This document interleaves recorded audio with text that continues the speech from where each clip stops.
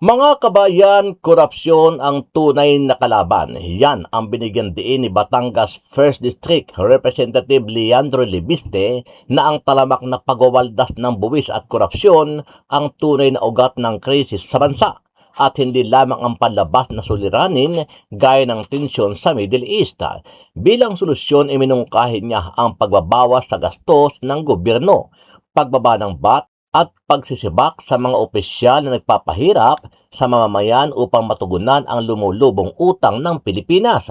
Giit niya, huwag nating hayaang lalong lumubog ang ating ekonomiya at huwag masundan pa ang oil crisis ng debt crisis. Itigil ang pagwawaldas ng pera ng bayan. Ang tunay na problema ng Pilipinas ay hindi ang gera sa Middle East, kundi ang pagwawaldas ng buwis. Mahigit 300 billion pesos ang mawawala sa ating ekonomiya ngayong taon dahil sa pagtaas ng presyo ng langis. Pero dahil sa pagwaldas ng pera nung wala pang krisis, ang ating pambansang utang ay lalampas na sa 19 trillion pesos. Kaya ito ang ilan sa mga dapat gawin. Bawasan ang gastos at pigilan ang mga maanumalyang transaksyon ng gobyerno. Pababain ang VAT at palitan ito ng mga mas progresibong buwis. Tanggalin ang mga miyembro ng kabinete at kanilang mga kasamahan na nagpapahirap sa mga Pilipino. At huwag kalimutan ang flood control. Huwag pumayag na ilihis ang usapan dahil korupsyon ang ugat ng ating mga problema.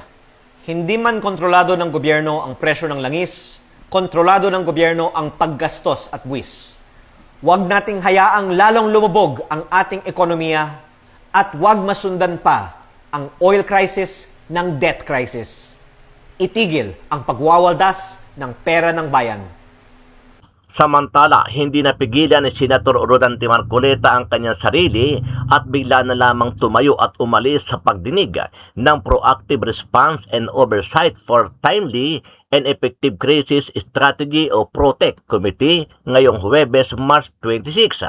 Tila hindi kumbinse si Rodante sa naging sagot ng mga opisyal ng gobyerno patungkol sa biglaang pagsirit ng presyo ng langis. Ikinagulat naman ni Senator Loren Legarda ang ginawang pag-walkout ni Marcoleta sa naturang pagdinig. Katungkulan nyo ngayon if you are screening, if you are monitoring, okay, sabihin na natin replacement cost. Ali kayo mga kaibigan. Pwede nyo bandalin yung inyong mga ICPO. Tingnan natin kung saan nyo binili. Binili natin kay ganito, ito po yung presyo. Ganito. At least chinek natin. Now I am asking you, nag-check, sabi nyo hindi. So ano yung monitoring? This is the frustration, Mr. Chair. Salamat po. Mr. Chair. Mr. Balbuena, you want to interject? Ba't ka aalis kung frustrated ka? Wala kang sagot na nakuha. Ano ang masasabi mo dito kabayan? Sama-sama nating panoorin ang buong video at pakicomment nyo po ang inyong mga reaksyon at sariling opinyon. Ako po ang pinakamahirap ang kalagayan dito eh. Hindi ko malaman paano ko makapagpa-participate kung pinag-uusapan ang laki-laki na ng problema. Ang sinasabi ko naman, merong recourse kasi kamukha nung ibinigay kong mga slides. Kung paniniwalaan po ninyo yung mga data na yun, wala tayong pinag-uusapan ngayon eh. Yun ang problema eh. Ang isa pong irony, Mr. Chair, yung binanggit ng aking kumare, yung replacement cost. Okay? So, gusto kong balikan yun. I want to belabor that kasi yung pong nakaraang hearing natin last Tuesday, maliwanag po na sabi ninyo, DOE, meron tayong 46 days for diesel at that time. Tuesday po ito. Sa kerosene naman, meron tayong 53 days. Ang pinag-uusapan natin doon, after 15 days, mula nung sabihin ng Pangulo na meron tayong 50 to 60 days inventory, biglang pumalo sa 110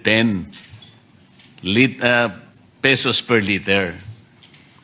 Ngayon, sabi nyo kanina, meron kayong monitoring function under RA 8479. Pwede rin yung gamitin yung EO 839. Meron kayong pwedeng gawin na mag-issue ng show cause order.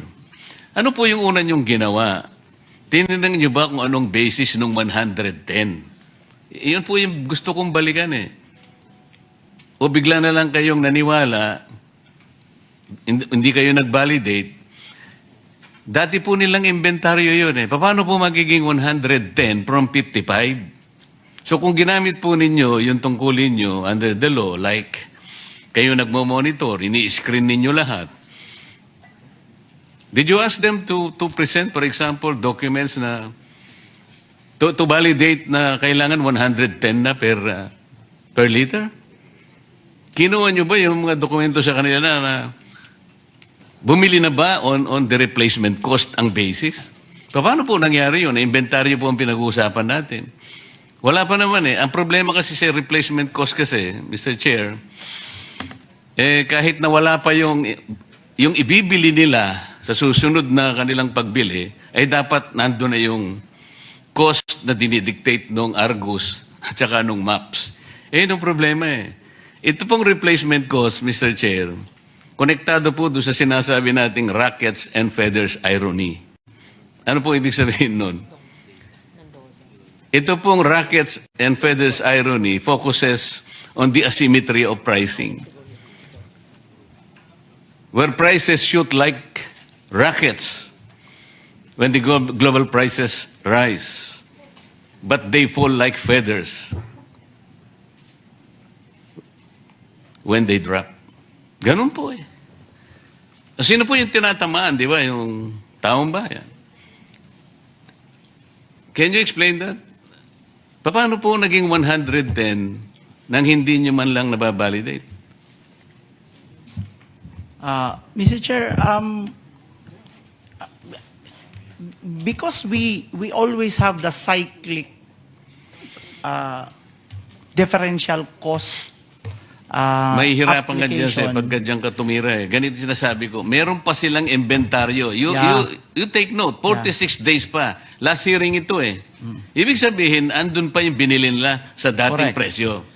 Ngayon, after 2 weeks, bigla nilang sumirit. Sabi nga nila.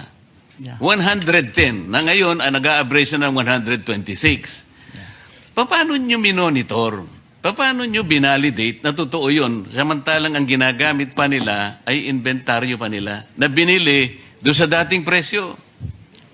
Mr. Chair, because basically it's like saying that the diesel we consume is around 33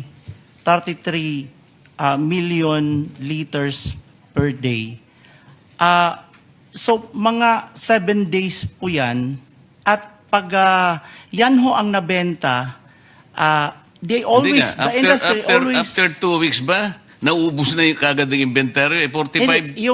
Yung dumadating pagka next week, Hindi, teka mo, ang puntahan muna natin yung inventaryo nila. After 2 weeks ba naubos ang inventaryo? Is that the assumption of DOE? no, it's Yun around pala, 7 days. Saan binasi yung 110? That is the question. So, Mr. Chair, because they have to replenish again the 7 days. Yusek, hindi ka director. After 2 weeks, nandun pa yung inventaryo. Yes. Okay. Pero after 2 weeks, 110 na nga ang ginamit eh. So, inventaryo pa rin ang ginamit. How did you justify that? Because, Mr. Chair, yung binenta kasi na yun will have to be replaced right after next week. So, kinolekta ho yung amount. So, ang nangyari, ang nag-finance ang taong bayan. Hindi, sabihin mo, hindi yung... That's the way. Ulitin mo, yung sinabi mo. So, Hindi, ulitin mo yung sinabi mo. yes, it's really Hindi, yung exactly. passed on to Oh, yan na nga eh. consumers. Paano yung mga shareholders nila? Hindi sila gumagalaw? Ang sinasabi ko, after 2 weeks pa lang, and considering na meron pa kayong 46 days and 53 days for diesel and gasoline respectively, kumulekta na ng 3 billion, kumita na ng 3 billion pesos per day, which was bankrolled by the people themselves. This is the irony. Ngayon, ano yung role ninyo in the period of emergency and national interest is involved already? Ba't ang pinag-uusapan pa natin replacement cost na kagad? Ito muna ang sagutin ninyo. Is it reasonable? Is this reasonable? In 2 weeks' time? Mr. Chair, again, it's a matter of perspective. When the law says that we may direct the operation, we have to be mindful of again, on price, we have to be mindful of allowing the oil company to be able to replace it on a weekly basis. Okay, isara natin ang argumento. Did you check the oil companies? Kinuha nyo yung document? Kanino la binili? Makikita nyo ba kung magkano binili? Did you check that? Have you done that? Not in that Paano mo sasabihin ngayon? Katungkulan nyo ngayon, if you are screening, if you are monitoring, okay, sabihin na natin replacement cost. Ali kayo mga kaibigan. Pwede nyo bandalin yung inyong mga ICPO. Tingnan natin kung saan nyo binili. Binili natin kay ganito, ito po yung presyo. Ganito. At least chinek natin. Now I am asking you, nag-check, sabi nyo hindi. So ano yung monitoring? This is the frustration, Mr. Chair. Salamat po. Mr. Chair?